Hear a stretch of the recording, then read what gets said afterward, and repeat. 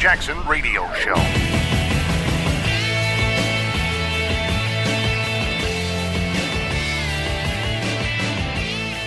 Welcome back, everybody. Kevin Jackson here. It was funny. So we were talking about of course, the NFL, they got people taking a knee and all that. And they obviously tried this new, I think it was called hashtag take a knee on Sunday. And I tweeted, well, it'll be a lot less people seeing it because I can't tell you how many people have written to me saying, Kevin, I'm not watching football.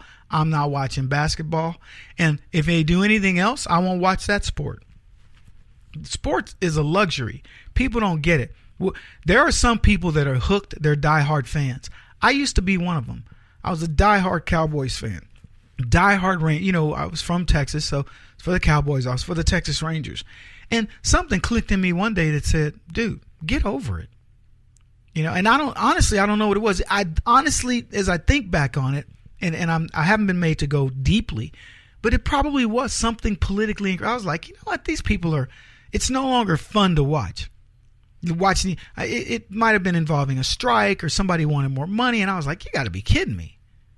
I mean, I remember the day when guys used to get off the field with whatever sport and have to go back to regular jobs. And so now we're at a time where these guys think they're prima donnas. It's just bizarre. And so, I look back at, I look at these, here's what I hope, and I've said this and I mean it. And sorry for the karma, but because I don't think that's going to come back to me, but I hope that the dollars in sports drops so significantly that the owners go, holy cow, the next person that kneels or whatever, you're off my team. Then I hope the NFL, the NBA, and baseball, because baseball had its first guy who took a knee. And I said, baseball is a little different. First of all, it's American as apple pie, as they say.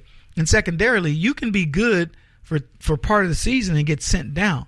Baseball could make a serious statement immediately.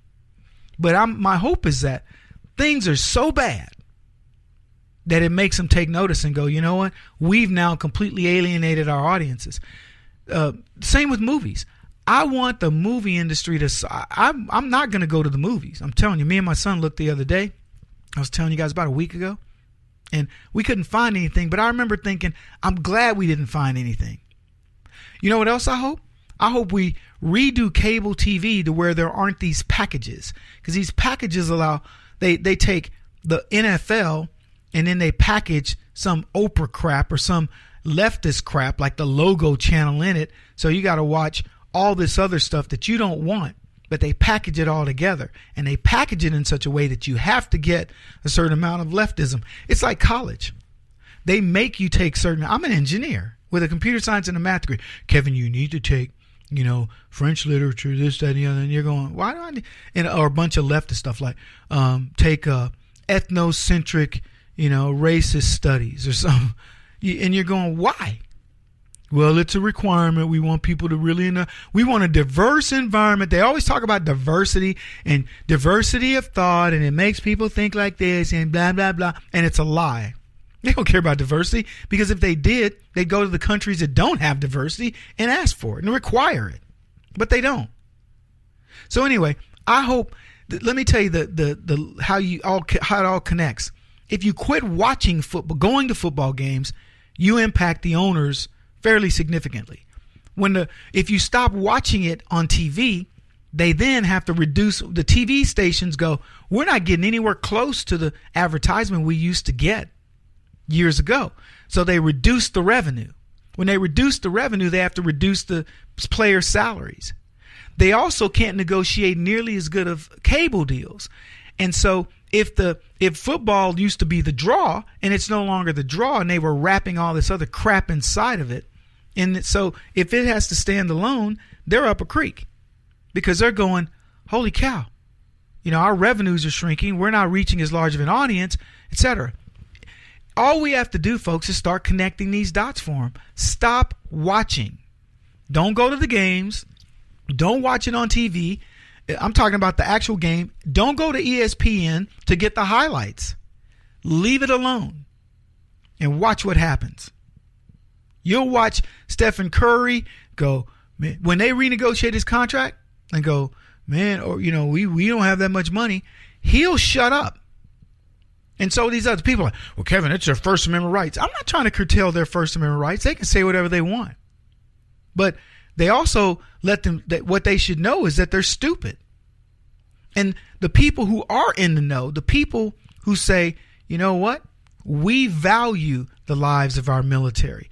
We value what that flag means when you're standing at attention to it. We value that. That is who we are.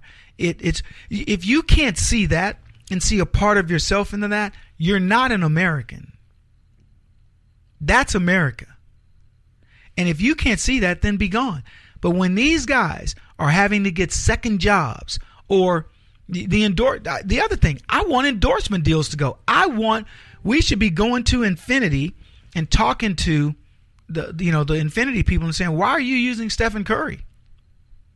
I own an Infinity. I'm writing a letter saying, if Stephen Curry remains your spokesperson, I won't buy another one. I'm going to write that letter to Nissan. So we have to understand that we have to make these guys pay. And because they don't understand anything else. And if you think that the politicians are going to help, if you think that capitalism is going to help, it's all been corrupted. If you think the NFL, look at what Goodell said.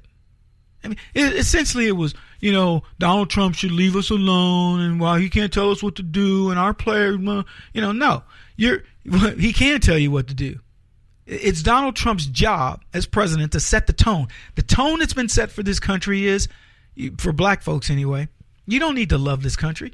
They had Woodson on there on ESPN. I saw a clip of it. And he's talking about the Star Spangled Banner. Well, racist dude wrote it. He owned slaves. Look, I don't care. I don't know who wrote Madonna's last song. But you might be humming it. That's ridiculous. But that's the level that we've gotten to. And these people, look, it would be different if these are dummies. These are kids, well, they're not kids anymore, but these are young men who know better, who could easily get an update on what this all means. But what it also tells you is we don't do a good job of getting the information out there to them. I would love to challenge Woodson and say, man, you're a moron. Who cares who wrote that song? And I'd give him 2 or 3 songs to think about and say, what about this song? And what about that song? 20 years from now, you think they're going to be talking about this song in the context of the way it used to be sung in the black community?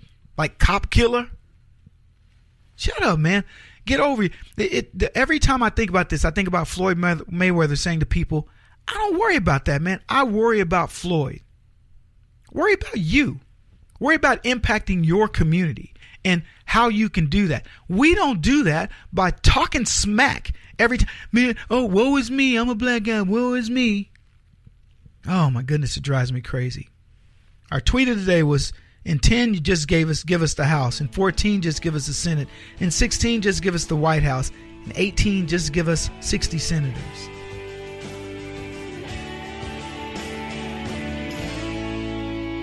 This is the Kevin Jackson Radio Show.